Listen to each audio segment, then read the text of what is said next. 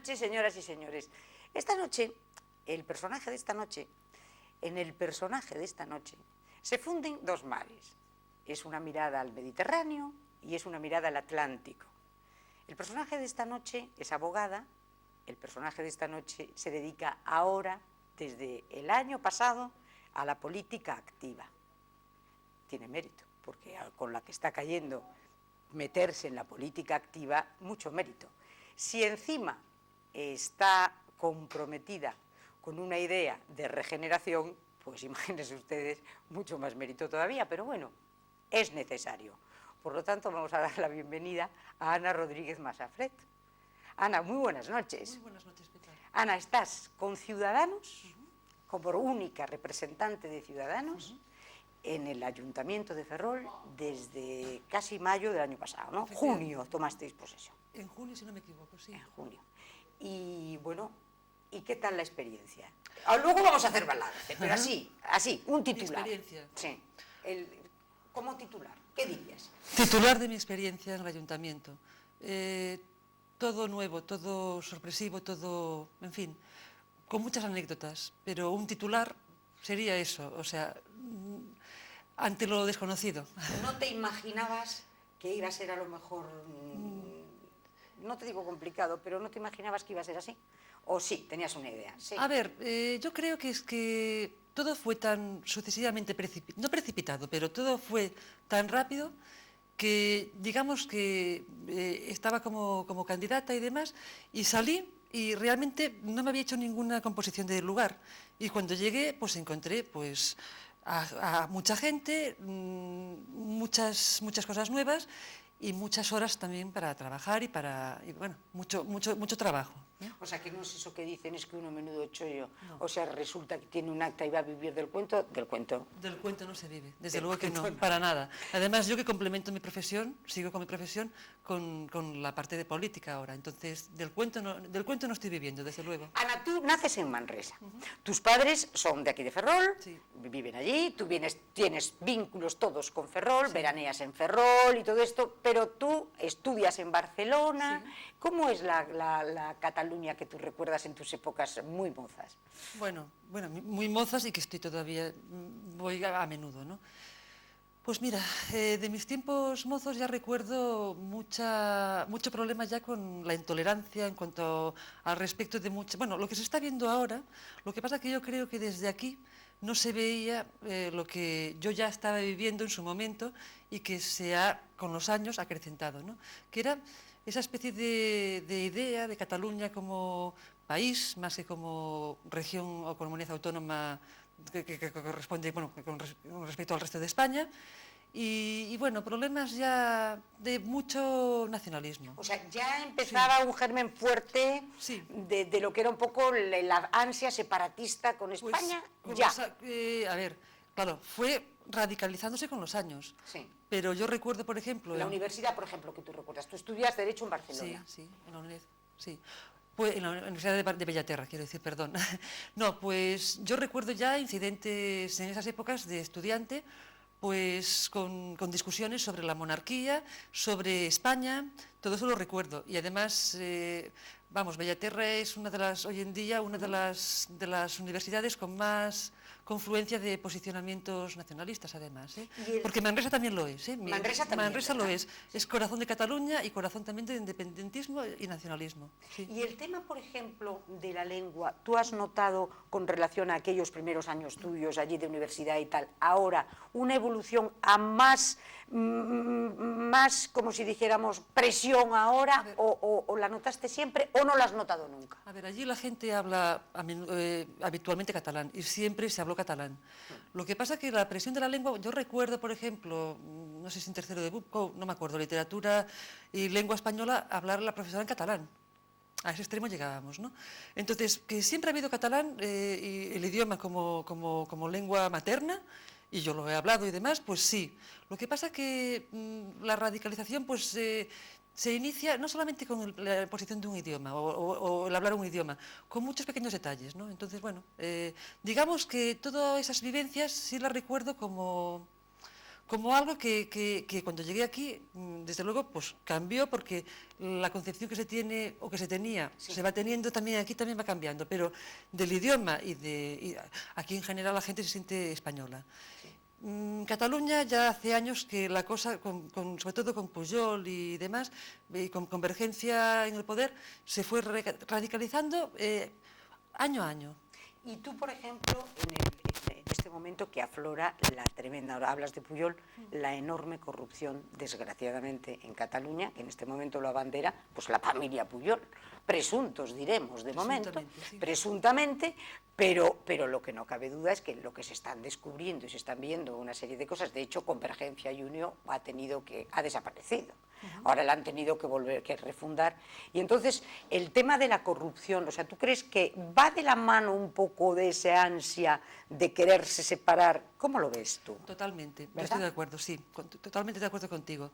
Yo creo que hay una clase catalana que es la que tiene el poder desde hace muchas décadas y que quiere mantenerlo. Y mantenerlo si tiene que implicar tener tribunales independientes para que no los juzguen, tener haciendas independientes para poder presuntamente evadir impuestos, o si pueden hacer todo ese tipo de jugadas y estar libres en su manera de hacer y de hacer política y demás, yo creo que eso influye mucho, más que otra cosa, y después, claro, que hay un pueblo efectivamente al que han convencido y durante 30 años, o más, 35 ya, están diciéndole que España les está robando, con lo cual, bueno, pues es que efectivamente al final la persona que nació hace 30 años y lleva escuchando y ve TV3 y ve Rax en Sync y ve nada más, todos 8 canales que hay, me parece, allí ahora mismo, todos en catalán, pues al final acaba pensando efectivamente que España le roba. Y luego, si a eso le unimos todos los programas de educación, donde el niño, desde pequeñito, tú lo estás formando en una especie de país catalán, que no tiene nada que ver con la historia, pues entonces tú estás modificando todo esto y, claro, estás metiéndoles, inoculando ese odio, inoculando odio. Y no querer no pertenecer a España. Entonces, en ese sentido, ya digo, yo creo que la clase política fundamentalmente es la culpable, las élites políticas. Yo voy porque ahí encaja perfectamente luego tu posición con Ciudadanos. Totalmente. Totalmente, porque Ciudadanos es un poco el ADN de Ciudadanos, está precisamente en la reivindicación del ser español siendo catalán, porque a mí te digo una cosa, me emocionó una barbaridad y dije yo, Dios mío, que da gusto oír esto, cuando después de las elecciones, después de los resultados que habían tenido la señora Arrimadas, después de las elecciones catalanas, lo primero que soy yo soy español, español, español.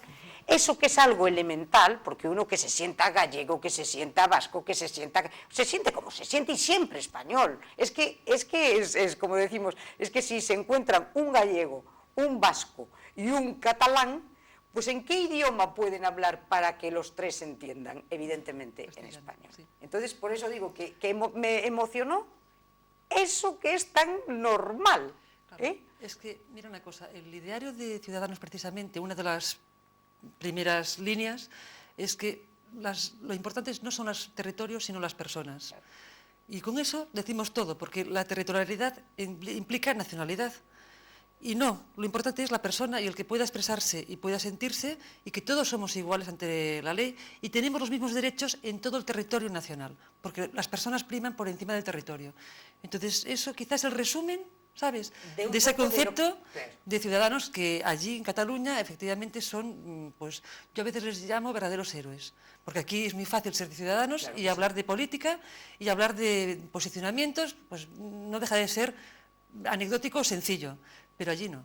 ¿Cuánto tiempo lleva Ciudadanos en la brecha allí en Cataluña, en las instituciones, en el Parlamento? Vamos a ver, me pillas así, más o pero menos yo 10 años, por ahí. 10 años que se constituyó y demás, y empezaron los comienzos fueron muy duros, y hoy en día, claro, ya sus 25 parlamentarios, pues claro, ya denotan un trabajo de muchos años y de mucho esfuerzo y de mucho rechazo. Y realmente es que han sido la única oposición a toda esta especie de furia catalanizante, o por llamarle de alguna manera.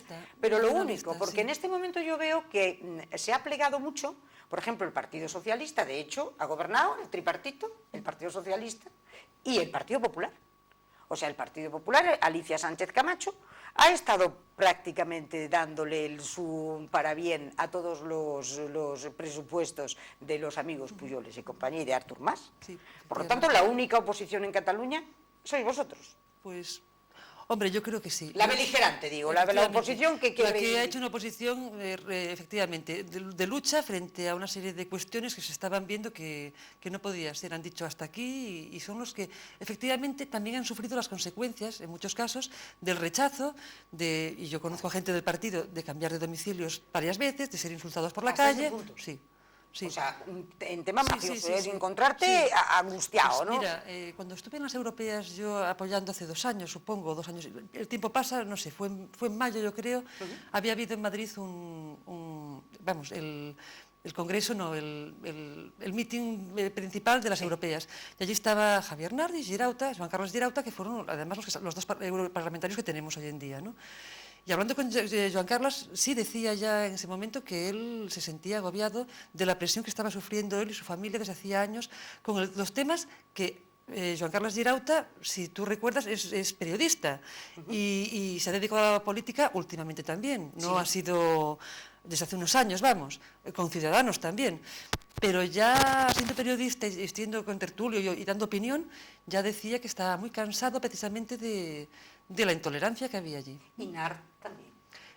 Yo hablé con Joan Carles. Y quiero decir, Nar también, lleva mucho tiempo en todas pero las a mí el que me lo comentó, efectivamente, el enorme, bueno, el acoso, ¿no? Que un Estado normal que quiere estar tranquilamente allí.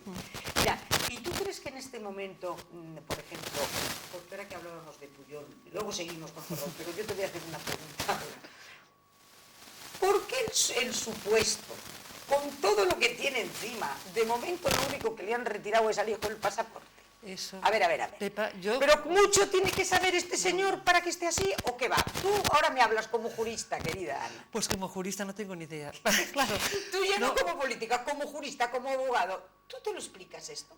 A ver, me resulta... Porque otros por menos están en la cárcel. No me resulta muy explicable ni razonable. Granados. Está en la cárcel. Bueno, si tiene que estar me parece muy bien. Y estos otros, es que es la familia entera. Estoy de acuerdo, pero no encuentro explicación, tampoco quiero decir, tampoco como jurista tengo que decir que no conozco el procedimiento, simplemente lo que hay en los medios, y a mí me resulta inexplicable como ciudadana, sí, pero... O sea, que entiendes que a todos los ciudadanos nos resulta Totalmente. Inexplicable. Que digan, estos señores, sí. Mucho sabrán, mucho taparán, porque, hombre, ya lo dijo el Pujol mayor, que dijo que cuidadito que si muevo el árbol aquí empiezan a quedar todos, pues todos me da miedo, ¿eh? Supongo que diría suficiente para que todo el mundo entendiera, no lo sé. No, para que todo el mundo entendiera. No lo sé. Bueno, dejamos Barcelona y de repente te vienes a Ferrol. Sí. Y en Ferrol, como pasas tus veranos, pues yo creo que te decantas por Ferrol casi por amor. Por amor y porque me enamora. A ver, y yo desde pequeña, sí, yo pasaba las vacaciones siempre aquí, todos los veranos, al tener a mis abuelos y ser mis padres de aquí y demás, de aquí digo de Jubia y de Neda y y mis abuelos en Ferrol, o sea, que somos de aquí. Y yo era la única de los 4 hermanos que somos, ¿no? Que siempre volvía en el tren, que volvíamos en el tren 19 horas de viaje horrorosas, llorando que me quería quedar, ¿no? Entonces a mí siempre me gustó mucho Ferrol, me gustó siempre Galicia, le tengo un gran cariño y profundo amor a Galicia, y aquí encontré pues al que soy mi marido. Y bueno, te casas. Y encantada, sí. Estás feliz, montas tu despacho y llevas ejerciendo cerca de tantos. Pues sí, llevo ejerciendo llegué aquí en el 91, si no me equivoco, en el 92 con las Olimpiadas y empecé a ejercer ya a los 5 o 6 meses.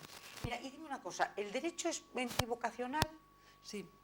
El derecho siempre fue, a ver, de joven tienes varias inquietudes, pero sí, en principio, yo siempre fui muy reivindicativa, siempre, ya de pequeña decía lo que era justo y lo que era injusto, entonces yo creo que por ahí me llegó mi vocación. Entonces siempre es una carrera que la hice con mucho agrado y que bueno, sí, me dediqué a ejercer y... ¿Qué es lo que encuentras, por ejemplo, lo que te gusta menos de tu carrera, el ejercicio de la profesión? A ver, gustar menos. Hombre, lo que me gusta menos es perder los juicios. Más que perder, tener unas sentencias que no son de lo que... Que no les gustas. Claro, de las injusticias. Ahora bien, no. Yo mi profesión es que me gusta. Entonces siempre la he ejercido y desde hecho ha sido mi profesión y sigue siendo mi vocación. Entonces me gusta ejercer el derecho y me gusta solucionar problemas y me gusta intentar, pues efectivamente, llevarlos a los clientes con un buen asesoramiento y a un... Mira, y en un momento en el que tú estás de acuerdo con que la justicia en España, que es además la clave de la igualdad entre los ciudadanos, ¿tú crees que está enormemente politizada o crees que es a lo mejor más ruido que nueces? ¿Te parece que, cuál es tu opinión? A ver, yo creo que la justicia a nivel de primera instancia y demás no está politizada porque los jueces tienen su libertad y demás. Lo que sí creo es que, y es un principio también de Ciudadanos, de los básicos, del ideario, y es que la justicia tiene que estar al servicio de los ciudadanos y de la justicia y tiene que ser independiente. Y sí es cierto que a otras instancias y a otros niveles esa independencia se mezcla con lo político, como acabas de decir, y con los poderes legislativo y ejecutivo. Y eso no puede ser. Eso, ahí es donde Ciudadanos dice que efectivamente propone una serie de reformas para que se separe el poder judicial del ejecutivo y del legislativo. O sea, el hecho de que, por ejemplo, los partidos políticos designen en el Consejo General del Poder Judicial a sus propios representantes, eso es una barbaridad. Es que eso hay que modificarlo, claro. Claro, es que nosotros, por ejemplo, en ese sentido, en el programa, lo que proponemos para las generales es la supresión del Consejo General del Poder Judicial. Hay una serie de modificaciones entre tanto y proponemos una serie de medidas mayores, pero lo que se propone es eso, porque es fuente de conflicto y de poca transparencia. Y los políticos están para hacer política y los jueces para hacer justicia. Sí, y por ejemplo, tú, en las puertas giratorias, ¿tú cómo interpretas en este momento, qué te parece a ti, la posibilidad de que un juez pues deje la judicatura, se meta en la política y deje la política y vuelva otra vez a la judicatura? ¿Tú eso no es un disparate? A ver, también proponemos precisamente también plazos, una serie de plazos en tiempos que sean, bueno, con un poquito de tiempo razonable, sí, porque eso no puede ser. Es que las puertas giratorias no es bueno. Una persona que está juzgando no puede mañana estar en un partido político y tomando decisiones y al revés. Yo creo que tiene que... Porque por justo que sea y sí, por sí, bien no, que lo haga, por transparencia, siempre, efectivamente, va a estar un poco en el punto de mira y siempre unos y otros se lo van a achacar a favor o en contra, ¿no? Sí, efectivamente. O sea, yo creo que eso va en base a que desprestigias. Transparencia, ¿no? Y limpieza. Sí. Hace falta eso y hay que dar ejemplo y ser ejemplarizantes también en eso. Pero tú hablabas de la primera instancia. Yo creo que en este momento en España, y a la vista está, en una serie de procesos verdaderamente importantes, creo que los jueces de primera instancia están siendo héroes. Totalmente, porque son independientes, efectivamente. Sí, no. Porque la primera instancia, ¿verdad?, garantiza sí. por lo menos, o sea, pero yo estoy viendo casos como, bueno, los conocemos todos, ¿no?, de jueces de instrucción en este momento, que es que se la están jugando y son auténticos héroes, ¿eh? Además juegan con pocos medios, poca falta de presupuesto, con lo cual son escasos recursos y eso, pues, en fin, es complicado también para las instrucciones que estás comentando tú. ¿Y la Fiscalía? ¿Tú crees que también debería ser independiente? También proponemos, es que de hecho en el programa también proponemos una Fiscalía pues independiente. Ya digo, los poderes cuanto menos mezclados estén, mejor. Claro. Porque, junto con eso, también los indultos, quiero decir, hay una serie de cuestiones y suplicatorios y una serie de cuestiones relacionadas con todo lo que estamos explicando aquí que servirían para regenerar y para separar los poderes y para que no haya para que cada uno haga lo que tiene que hacer. Yo creo que sí, y sobre todo es que el Poder Judicial es que es el garante de que uno no esté, de que haya ciudadanos de primera, de segunda y de tercera, que según de dónde vengas o a dónde vayas, que según de qué partido político seas, así o no, estás es que es enormemente complicado en esto. Entonces yo creo que España se ha pasado, ¿eh? Lo mismo que en otra figura, por ejemplo, que yo encuentro escandalosa, que es que tenemos el mayor número de aforamientos del mundo. Es lo que te iba a comentar, hablando de suplicatorios, es que los aforamientos también solicitamos la supresión, que es lo normal, ¿no? O sea, hay que reducirlos drásticamente, porque aquí todo el mundo está aforado. Si quien más, quien menos. Y entonces, ¿qué pasa? Pues claro, ya tienen instancias distintas a las del ciudadano normal, con lo cual se crean desigualdades que no tienen... Porque, por ejemplo, la cuestión del aforamiento, tú me lo explicas. Yo estoy aforada y entonces a mí me tiene que juzgar el Tribunal Supremo, ¿no? Claro. O el Consejo... ¿Cómo es? No, un tribunal distinto, pero no debe juzgar un tribunal de primera instancia, Vale. que es la diferencia. Bien. Con lo cual ahí, pues estás jugando con otras cartas ya. Y además, por jueces que efectivamente, de una manera o de otra, ya sí están ligados de alguna manera con los nombramientos del Constitucional, del Supremo, que de lo que estamos hablando es precisamente del problema de separar la política de la justicia. Que es fundamental. Que es lo que hasta la fecha han podido hacer tanto el Partido Socialista como el PP en sus mayorías, y precisamente es lo que no han hecho, al contrario, lo han mantenido. Y mira que lo han prometido. Sí, bueno, Mira que lo han prometido, porque la separación, ¿verdad? La gran reforma de la justicia la prometía Gallardón y luego se quedó en nada. Y bueno, yo creo que el gran problema de la justicia viene desde el 80 y tantos con Felipe González. Efectivamente. O sea, ahí lo dijo Alfonso Guerra, ¿te acuerdas? Montesquieu ha muerto, así de claro, además. Pues lo mataron. Pues es que todos, se lo cargaron. Sí. Y entonces desde ahí yo lo que no puedo entender es cómo los partidos que han estado gobernando en algo tan importante no lo han tomado como la principal... Pues, ¿verdad? Nosotros, desde Ciudadanos, precisamente la regeneración de las instituciones empiezan precisamente por, ya digo, lo que estamos hablando, la separación de poderes. Es que es vital. Y eso es la piedra angular para que todos seamos iguales. Claro, porque si no, no se crean desigualdades que son totalmente arbitrarias. Y el tema de los aforamientos, y el tema de las que era otra cosa que andaba también por ahí perdida.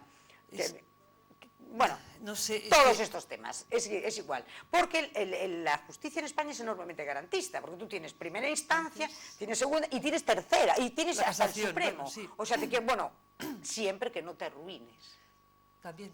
Porque ahí viene el tema, que muchas veces, ahora mismo, se han modificado las tasas, porque hasta ahora tampoco era barato litigar. No, pero bueno, claro, es que se hacía muy caro con las tasas de Gallardón. Claro. Ahí el ministro, bueno, fue una reivindicación que de todos, no solamente de los abogados, de los jueces, de los funcionarios, todo el mundo nos unimos para reivindicar no las tasas, porque además eran tremendamente injustas, porque lo que hacían era una justicia para ricos y otra para pobres. Claro. Quien es rico puede llegar a cualquier instancia y quien es pobre no puede litigar, porque tiene unas tasas que se lo hacen inviable. Entonces eso se modificó.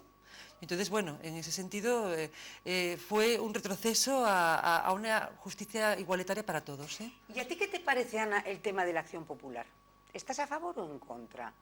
Estoy a favor de que efectivamente que un ciudadano, bueno, a través de X requisitos y demás, sí pueda... Porque ahí entramos en dos doctrinas que oímos todos los días en la televisión, todos los días, la doctrina Botín y la doctrina Chucha, por el tema de la infanta, ¿no? Que le querían aplicar precisamente la doctrina Botín, que luego no se aplicó, porque esto quiere decir que la acción popular en un momento determinado no tiene legitimidad como para estar en el pleito, ¿no? ¿Tú qué te parece? Yo creo que tiene que haber esa posibilidad al ciudadano, no se le puede cerrar las puertas a ciertos procedimientos y a ciertas acciones. Y yo creo que la acción popular, yo no hablo de doctrinas, yo creo que tiene que existir la acción popular y tiene que poder el ciudadano llegar a las instancias y llegar a protestar y a reivindicar sus derechos o cuando vea algún tema, pues... Denunciarlo y decir, señores, cuando vea la Fiscalía no le interesa, pero yo estoy aquí. Que efectivamente poder hacerlo. Y tengo derecho para entrar en la causa, para de alguna manera participar, ¿no? Que es lo que está ocurriendo en este momento en el caso Nos, por ejemplo, que si se retirara la López Negrete, pues se queda listo de problema la infanta. Por ejemplo, no sé qué pasará ahí, pero bueno. Ya se verá, falta que dicten sentencia, pero ya se verá. Tú empiezas a hacer aquí en Ferrol. Sí. Oye, ¿y no te ha pasado una cosa curiosa que me ha pasado a mí? A ver. Pues ya verás. Y además lo comentaba un amigo mío, médico, que al médico también le pasaba lo mismo. Y es lo siguiente. Decía, yo, por ejemplo, viene un paciente. A ti te viene un cliente. Un cliente. Bien. Y entonces estamos en Galicia. Con la Iglesia hemos topado, porque en Galicia con el gallego has topado. Y entonces a ti no te pasa que normalmente el cliente no quiere que tú sepas todo lo que sabe él. ¿No te has encontrado muchas veces con que tienes que profundizar y profundizar y profundizar y hasta cierto punto el cliente se está guardando una carta en la recámara que no te quiere contar y que le perjudica una barbaridad, porque cuanto tú más sepas del asunto, más le puedes ayudar? Pero esa especie de cosa de que yo no quiero que sepa el abogado todo lo que yo sé, ¿no te ha pasado nunca? Bueno, en general tengo que decir que Un amigo médico decía que le pasaba lo mismo, decía, pero no me engañen, pero me están ustedes engañando con los síntomas, y entonces esto es un poco igual. Bueno, ¿O no? a ver, la gente que viene al abogado viene con una serie de problemas y entonces viene a explicarlos en general. En general. Después hay gente que a lo mejor no es que no te quiera explicar, no encuentra relación a lo mejor a su tema, cosas que te dejan de explicar, pero, a ver, por ignorancia de que puedan servirme o puedan servirnos, ¿no? Entonces ahí a veces sí hay que hacer una labor de preguntar, que a veces digo, mire, yo no tengo interés en saber su vida, pero esto y esto y esto, y a veces tirando, efectivamente, salen cosas, pero no, hombre, también me he encontrado alguna gente, sí es cierto, que te oculta, pero en general, lo que no, más que ocultar, voy a hablar del desconocimiento de decir, esto no es interesante o no importa, no trasciende. Y hay veces que sí trasciende. No le da importancia, claro, y sí, puede ser fundamental. Efectivamente. Entonces tú desde aquí, Tú desde la pregunto. tele, tú tienes que decir, señores, digan todo. Casi desnúdense, ¿no? No, es lo mejor. Es lo mejor, porque claro, porque si no, el problema luego lo va a tener. Es para ellos. El problema va a ser para ellos, y el abogado lo que tiene que saber es todo lo que referente al asunto que se le encarga, pues todo lo posible para tener todas las armas posibles. Tú tienes una niña y de 10 años. Sí. ¿Y qué tal lleva tu despacho, la política? Porque claro, tú le dedicas muchísimo tiempo a todo lo que es tu actividad en este momento. Tú estás organizando el partido aquí, porque además lo has tenido que organizar prácticamente de cero. El Partido de Ciudadanos. Sí, la coordinación la llevé desde un inicio y ahora la dejé precisamente para dar paso a otra persona, Jesús Gutiérrez, que está haciendo pues la labor que yo hice hasta la fecha y que ahora hace falta más tiempo y una persona pues que esté a eso con más tranquilidad, porque es que yo, la verdad que estoy con porque mucho... haces muchas cosas. Sí. Luego tu marido no está aquí, que está trabajando en Madrid, lleva tiempo trabajando en Madrid. Sí. O sea, que la vida es dura, ¿eh? Que mi vida es complicada, sí, muy intensa. Entonces, y la niña, pues lo lleva. Carla ¿Cómo lo lleva. ¿No? ¿Qué remedio? Carla lo que dice algunas veces es que si lo dejara no me pasaba nada. O sea, de hecho, en fin, la campaña la llevó como la llevó el año pasado ya, y a veces me dice, mamá, es que lo del partido, o sea, me roba tiempo. Evidentemente la política roba momentos, y entonces que se roban a la familia fundamentalmente, porque mi trabajo como abogada tampoco lo quiero, o sea, no lo voy a dejar. Claro. Con lo cual el tiempo a la familia es también, pues, va en detrimento. ¿Y qué hace para que tú te animes en este momento tan complicado, donde el político está un poco en el punto de mira porque hay un desprestigio brutal de la política y una especie de desconexión, ¿no? Sí. Del ciudadano con el político, porque de entrada yo comprendo que no se debe de hacer, ¿no? No puedes juzgar a todo el mundo por el mismo rasero, no puedes decir es que son todos un atajo de sinvergüenzas, eso no, es una barbaridad, y hay de todo en la viña del Señor, pero desgraciadamente están saliendo una serie de casos que además, eso sí que son transversales, porque salen en un partido, en otro partido. Antes hablábamos de Pujol, pero es que tú ves hoy por la mañana lo de los seres de Andalucía, que ya está encarrilado, eso ha sido una salvajada. Luego tienes, es que están afectadas todas las instituciones, han estado desde la corona hasta el último ayuntamiento, ¿no? Con problemas en el PP, en el PSOE, en Convergencia. Vosotros de momento os libráis No, claro, sí, y efectivamente, y en Cataluña ya llevamos 10 años. Lo que pasa es que precisamente a mí, lo que me animó... ¿Qué te anima? Lo que me animó fue el ver toda esa degradación con los años. Yo, efectivamente, en política siempre me gustó mucho. siempre escuché las tertulias, desde los 15 años o 14, yo no escuchaba los 40, mis amistades escuchaban todas las 40 principales y yo estaba con tertulias políticas. Pero también es cierto que hace 3 años nunca me hubiera planteado el afiliarme ni en estar en ningún partido político, porque es que en la vida me afilié a ningún partido.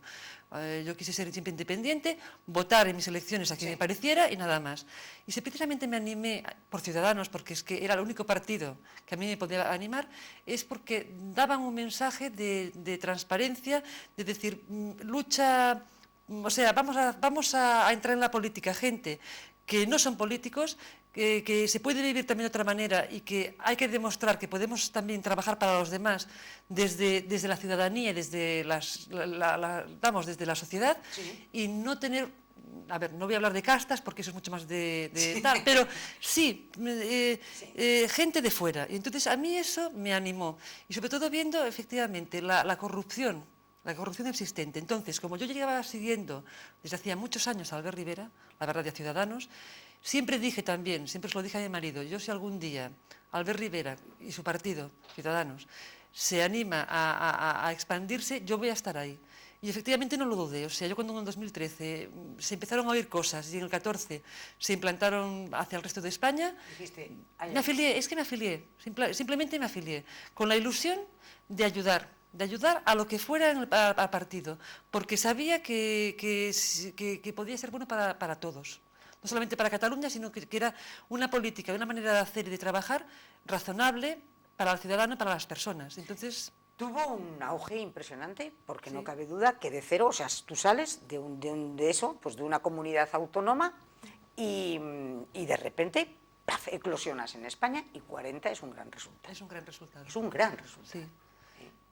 Y luego a la vista ha estado estos 4 meses que yo creo que han sido... ¿Tú qué crees que han sido perdidos? Yo creo que eso ha sido muy positivo, ¿eh? No, ¿Tú se han qué hecho crees? cosas y yo creo que además hemos demostrado que hay que llegar a acuerdos y que hemos sido el partido que efectivamente ha intentado llegar a acuerdos para formar un gobierno.